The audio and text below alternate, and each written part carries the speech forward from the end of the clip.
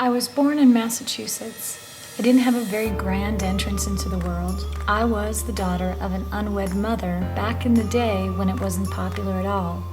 My mom loved me and did the best she could.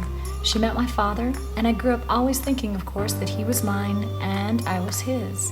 He was a broken man.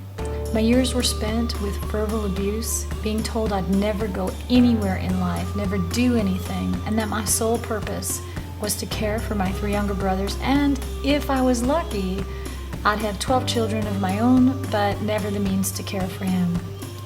That's what he used to tell me. He was a drunk. He was cruel, and it was my life. I grew up fighting for survival. I never understood why he didn't love me, although I kept trying. And one day as a young teenager in a drunken rage, he called me a nasty name and then said, "Get her out. She's not my daughter anyway."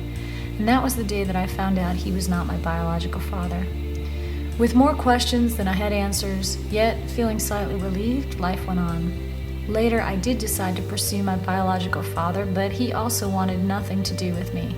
It was crushing, but I did the best I could to forget it all and just move on. I decided to go to college, but shortly after I was there, I quit. Because after all, I wanted to be a rock star. Maybe I couldn't get my father's love, but as a singer, the audience loved me. I traveled all over the world and I became very successful. My goal was always to get a record deal. No matter how hard I tried, there was something seemed to be missing deep in my soul. I just felt empty. And then one day, in a Kenneth Copeland meeting in California, I cried out from my spirit. In my heart, I never said it out loud, but I kept asking God, "Lord, what do you want me to do? What do you want me to do?"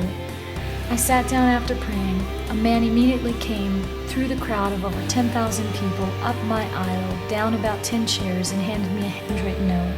He said, "God wants you to have this." I opened it up, and the first line read, "You've asked me, my daughter, what do you want me to do?" As I just started weeping, I knew right then that God was real, and I knew I wanted everything that He had for me. Years later, I found myself in Las Vegas as one of the most successful impersonators on stage. I would witness in bars, lounges, clubs. Wherever I was, I would share Jesus if I could. Later after that, I was married and we wanted a baby. I knew that the time was coming for a change, and there was a position in church that was opening as a receptionist, so I took it. Now, at the time, I knew I'd have to lay down performing in the world, and so that's what I did. It was really challenging because I used to be able to make $2,000 in a few minutes for singing, but now, many weeks we would wait from check to check with only $30 to our name. There was really no sign of any great change, but we knew that God was faithful. I served in my local church for over 16 years, still just getting by, but we kept tithing and we kept believing. And then suddenly God gave me an idea for a witty invention that I launched, and it won a grant from Huggies.